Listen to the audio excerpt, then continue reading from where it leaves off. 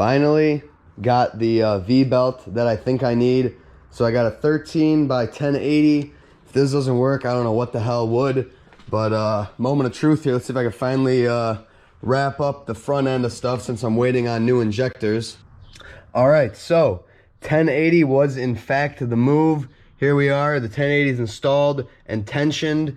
Fits perfectly. It's a little hard to get over all the pulleys, but I find if you do like one end and then the other, you'll get it. So if any of you are watching this, kind of doing what I'm doing, and I know there's a few of you, some of you guys have messaged me, some of my buddies too, that tell me, you know, they actually watch these videos and are learning from what I'm doing because they have E12s, which is awesome. So if you're doing all this and you go with a 130 millimeter water pump pulley, you need a 13 by 1080 belt. That is the ticket. So just get that right from the start rather than spend a month trying to find a belt that might work or might not. I got the fan shroud, fan, all the belts, and all the cooling hoses back on. So all the front items are now taken care of. I'm just going to wait to put this on because it's easier to put the runner on with this off. So that's all squared away. I cleaned up all the mass amount of tools I had because I won't be here for a couple days and I don't want to be just confused. New injectors are here, so I next dayed these. So I just got back from Alabama yesterday and they were already here. So here's the new one. I just put all my gaskets on it. It came with gaskets, but they're a little different. The ones they came with didn't have this little lip here for the mounting, so I put on mine. But these are all set. I'm gonna cut this hose a little shorter. This is a little longer than how this was originally. They were about half of this. So I gotta get these ready, pop them in, and then I'm gonna cut up the hose for the other 4, and then all the fuel will be set. I'm gonna crank it and make sure that there's no leaks before I put the manifold on, because that would piss me off. I got all the injectors hooked up to the line, so all the fuel stuff is good. I pressure tested it, I cranked the car a bunch, and no leaks. And then pulled off the line that I was blocking it with, and got sprayed with fuel. So that's cool. So I think this is all set up, ready to go. So doing the last couple fuel, the cold start valve, I tested the fuel again, and when I pulled out the plug, it squirted all over the place, and it got on the roof and the windshield. So I pulled out really quick to wash it, because I don't want gasoline sitting on it. That'll eat the paint pretty good.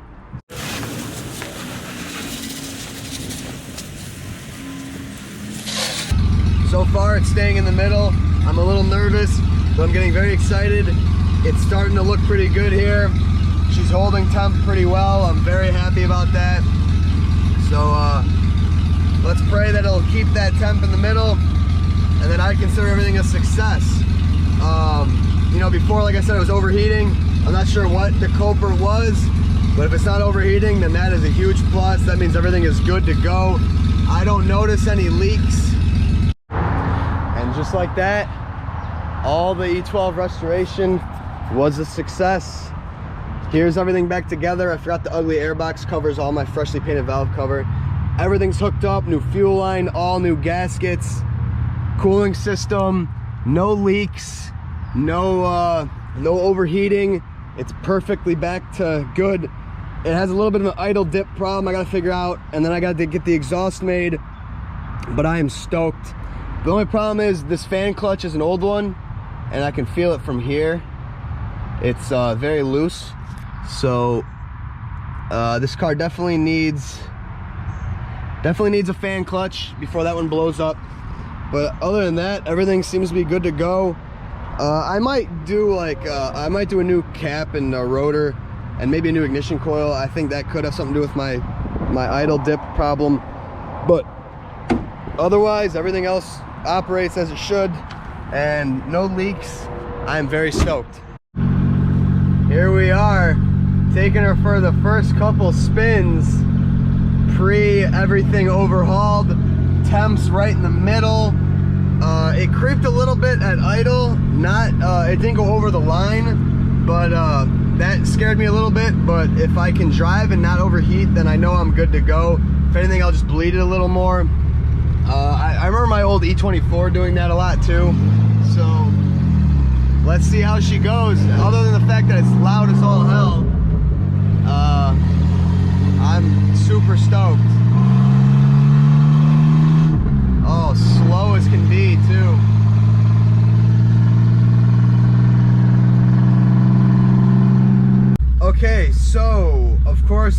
filming anything. I was test driving the E12, right? Running good, temp's good. So I opened it up on frontage road right here, and it felt kind of weird, like the throttle, I floored it and the pedal got stuck down, right? I was like, oh shit. So I tried to get unstuck, I couldn't get unstuck, so I shut it off. Or so I put it in neutral, and the car is redlining itself, and I'm on a corner, right? So I shut it off really quick, shut it off, no steering, really no brakes either. And it's just veering. I'm like, and the steering wheel is stuck like this. I was like, oh my God, right into a ditch. And I mean, I stopped, I'll put a picture, I took a picture of it, probably 10 feet, not even, probably 5 feet from a brick sign. I almost just totaled my E12 on the very first drive, and I'm like terrified. So the hose clamp, actually I'll show you guys here. Oh my God. Again, ignore how it sounds, but, so, right here, intake boot, that's the hose clamp. I had it right here, so when you give it gas, that got stuck on it, and it wants to die. I gotta figure that out, but I mean, so it was stuck in full throttle. Oh my God, I've never done that in a car before. People were out on their decks, and they were like, what the hell? And I was like, sorry, I just finished like rebuilding this car. There's no exhaust. The throttle cable got stuck, and they were laughing. That was terrifying. And here comes the police. Let's see what happens there. All right, so it looks like the police don't care about what happened. I'm sure they got called to the scene over there. That was ridiculous. I'm kind of like just like lost right now, like how scared that was. I literally almost wrecked an 80,000 mile, one owner E12 that I just finished after 3 long months of getting everything back together. I just finished. You can't make this stuff up. I have the picture. I thought I was gonna have to call my dad for a tow, but luckily I just jammed it in reverse and was able to get up. But I mean, what a, wow. That was horrific. So I'm gonna get this thing home, and I'm gonna put her in the garage and call it quits for the day, because that is a little too much E12 for me. Hey, the car felt slow, right? It felt like I couldn't floor it. So I was like, all right, let me try to actually floor it. And when I tried that, you know, this comes all the way down, and I had that hose clamp oriented like this one, because, you know, that's like a common, you know, you orient the hose clamps upward, right? It looks good, keep them even. I didn't realize that this had to be a certain way. So when I floored it, this was rubbing on this, but when I floored it, it got beneath it and it couldn't come back up. So this was matted down. So I was on a curve and I was kind of freaking out. I was like, what the hell do I do? I was like, I gotta stop, you know, I gotta slow down. So I popped it into neutral. Not a good idea, because that obviously just free revved the car. So I mean, this thing hit limiter. I mean, good Italian tune-up for it. You know, it's been sitting for a while, so you know, it's not bad for it. But I was like, shit, I was like, I'm gonna blow this engine up. So then I turn it off completely, and you know, cars, when you have the key off, if like the wheel, if you move it, it locks. This car, somehow being this old, still has that feature. So the steering wheel and the key are locked, so I can't turn the key. You gotta kind of jostle the wheel. And when this car is off, I mean, most cars don't have brakes, but they'll have enough brakes to like work. This thing has 0 like power brakes, so it has like no brakes. So I'm coming around the corner with the steering wheel still kind of cocked, and then the road straightens out, and I'm like, oh my God, you know, there's nothing I can do. So I'm just kind of smashing the brakes, holding on for dear life, and I ended up in that ditch. And I stopped probably 10 feet from that sign. This car would have literally been totaled had I hit that brick sign. Just, you know, something I didn't think was really like a thing to worry about. But I mean, if you're ever working on a car and the throttle cable is any near anything, test it all the way before you start the car, because I mean, I could have got hurt. I could have wrecked my car because I was too negligent to check that it had full throttle cable function. So just wanted to add that. Again, thank you guys for watching this video. I hope the people that watch this to learn how to, you know, do E12 stuff, I hope you guys learn some stuff from me, because there's not many resources. And then everyone else that was just watching the YouTube channel to show support, I appreciate it.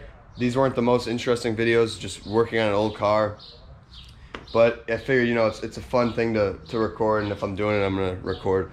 So this car, as of right now, is pretty solid. I need to get an exhaust made, like I said. Then I gotta solve this like idle drop issue, and then aside from that, I'm gonna make a video of its first like real wash, decontamination, all this stuff, and then eventually I'll get suspension and wheels. Thank you guys for watching. Check your throttle cables.